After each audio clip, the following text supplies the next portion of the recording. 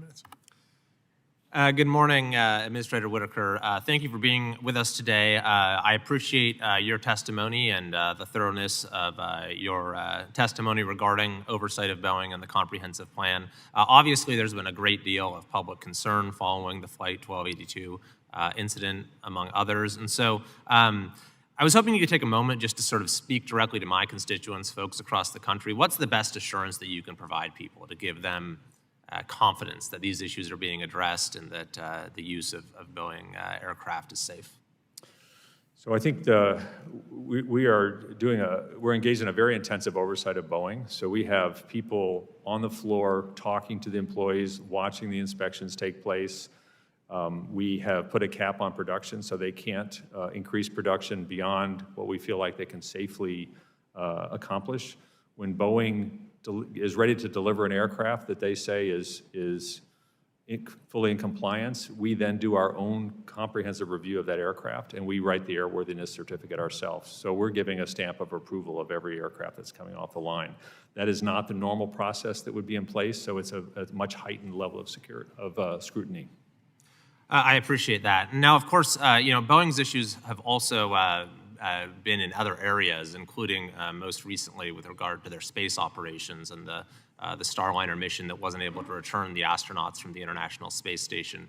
And now NASA is relying on SpaceX to bring them home. And so, that sort of has put in sharp relief an issue that many have raised regarding perhaps the undue scrutiny that your agency is giving to SpaceX with a $633,000 fine for launches last year recently, and then recently as well, delaying the launch, the fifth mission for Starship, 2 months past what the license previously said.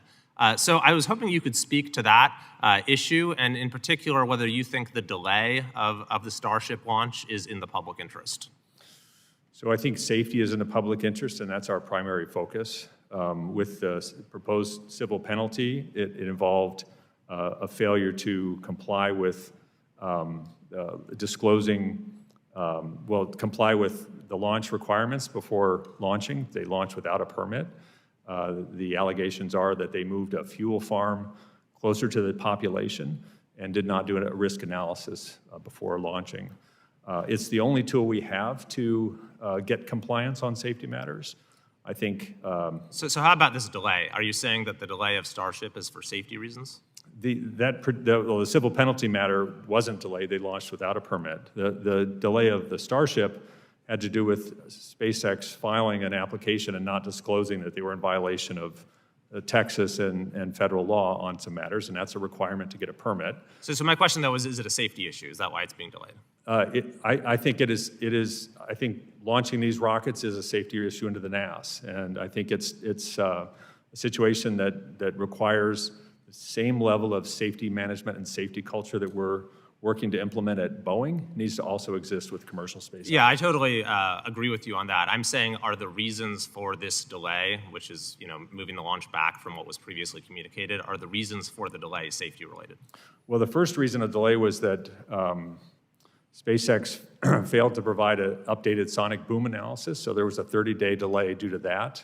And then the latest delay was their failure to comply with Texas law, which is a prerequisite to getting a launch permit. Okay, so assuming for the sake of argument that's true, but these are not safety-related reasons. I think the sonic boom analysis is a safety-related incident. You think the 2-month delay is necessary to assure a safe launch? I think the 2-month delay is necessary to comply with the launch requirements, and I think that's an important part of safety culture.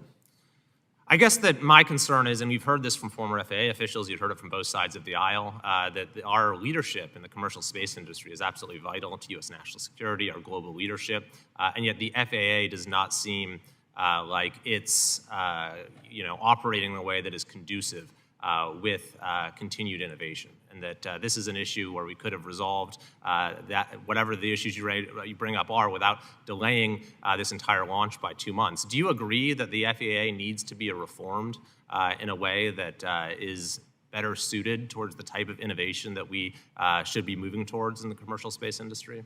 Well, I agree that this is a vital mission, and I think SpaceX has been a very innovative company, but I think they're also a mature company. They've been around 20 years, and I think they need to operate at the highest level of safety, and that includes adopting a SMS program, and it includes having a whistleblower program. So is there any path to moving up that launch?